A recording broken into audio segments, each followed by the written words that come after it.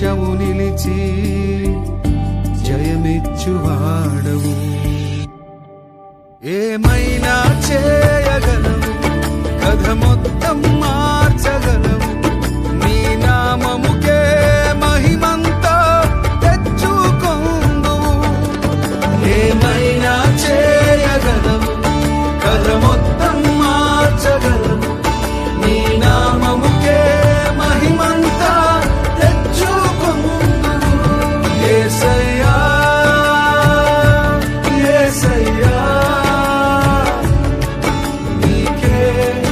నీకే సాధ్యం. యేసయ్యా